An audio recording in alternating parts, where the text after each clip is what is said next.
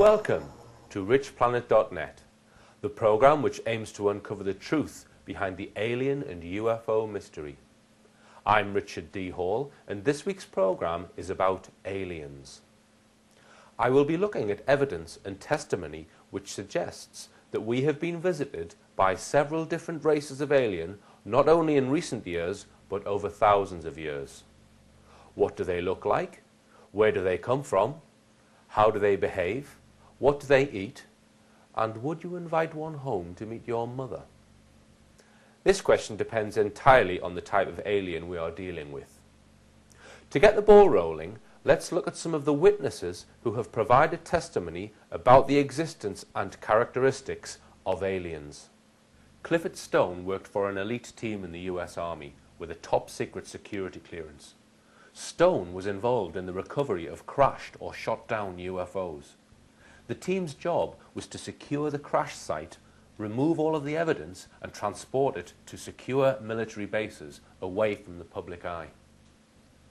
During his long career, he experienced 12 crashed UFOs and witnessed alien bodies on some of these craft. Clifford Stone also claims that the US government has a book entitled the EBE Guidebook. That stands for Extraterrestrial Biological Entity, and this book describes the physiological characteristics of 57 species of alien. Clifford Stone also visited some of the deep underground bases where aliens are believed to reside, and he has confirmed that reptilian beings do exist at these places. The bases are 2.5 miles deep and are several cubic miles in size. There are believed to be many throughout the world, with notable ones at Dulce in New Mexico and at S4 in Nevada. Thomas Costello worked full-time at the Dulce underground base. He has given extensive descriptions of various aliens, including the small grey, the tall grey, and the reptilian beings. Bob Dean was a sergeant in the US Army, and because of his cosmic top-secret clearance, had access to a document entitled An Assessment.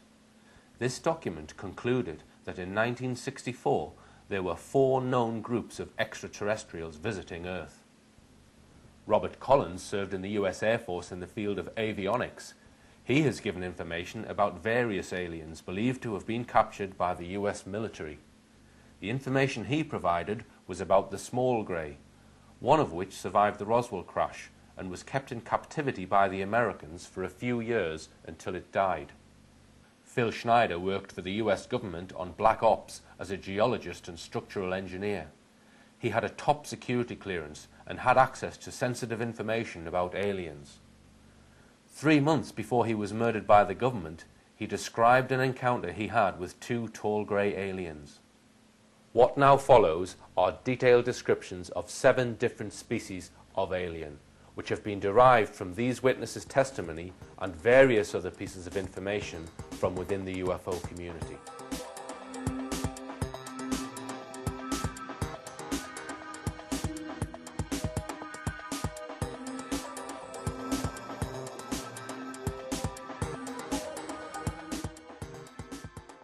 As you would expect, they are small and grey, between 3 to 5 feet tall. They are erect standing bipeds, which means they walk on 2 legs, with a very large head containing 2 brains. Their heads are larger than a human's head, with no hair, eyebrows, or eyelashes. They have large black opaque almond-shaped eyes, which are slanted at approximately 30 degrees, and have vertically slit pupils.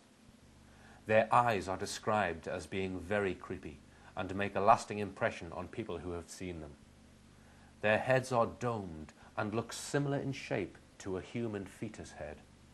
They have spindly arms and legs and a thin torso, slightly resembling a praying mantis.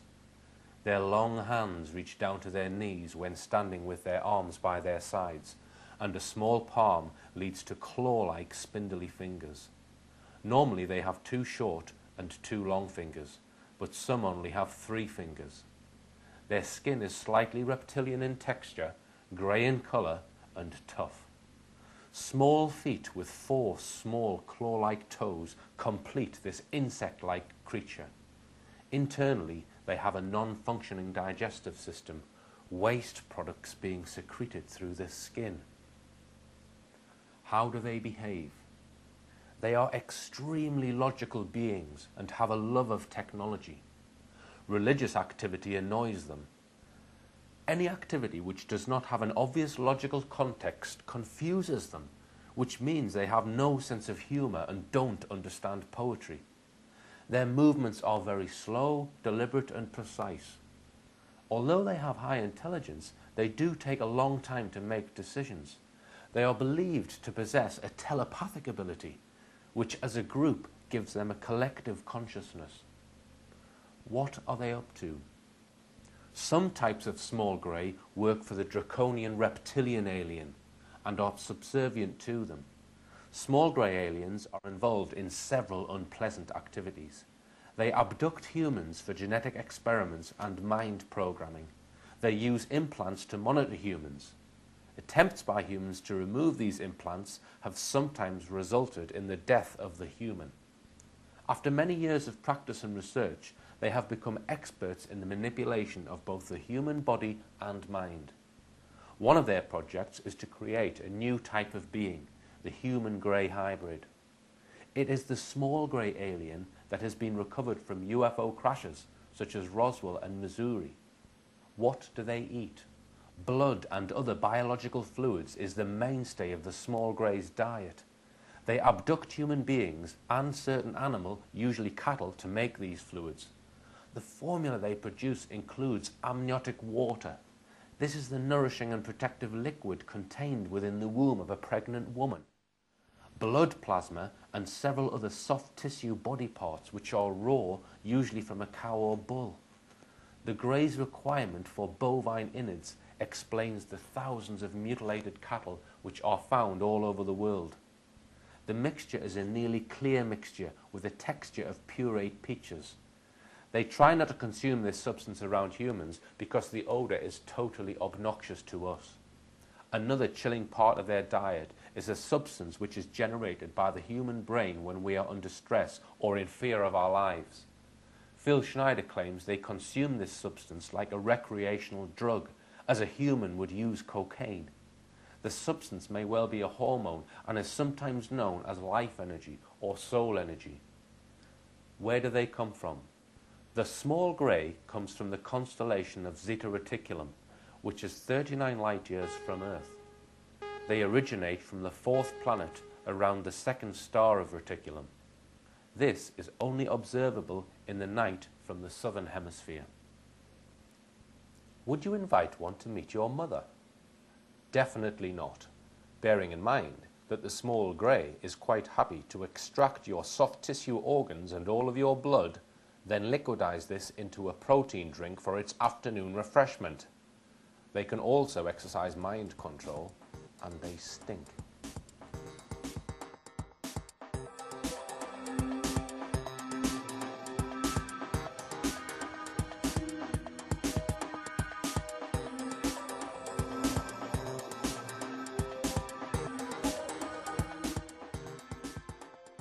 As you would expect, they are large and grey, between 6 to 8 feet tall. Their height is often exaggerated by humans when describing them. They are erect standing bipeds and generally look similar to the small grey. Their heads are large with no hair, eyebrows or eyelashes. Their skin is extremely pale in colour, almost white.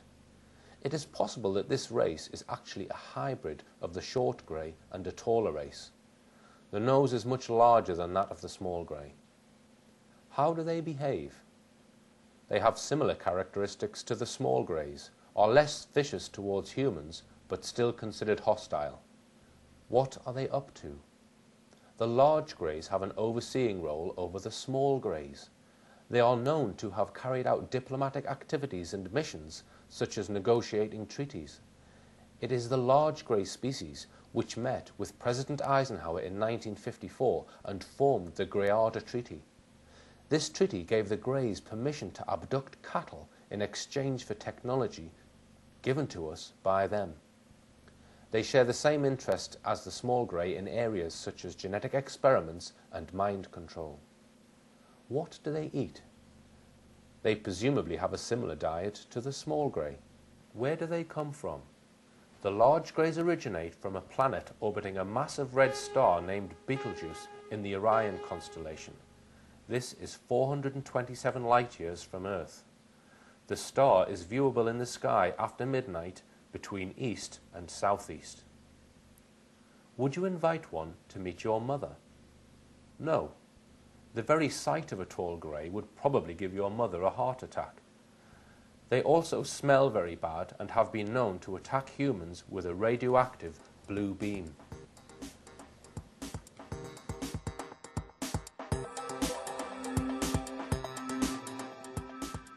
After the break, I will be describing more alien beings, including reptilians.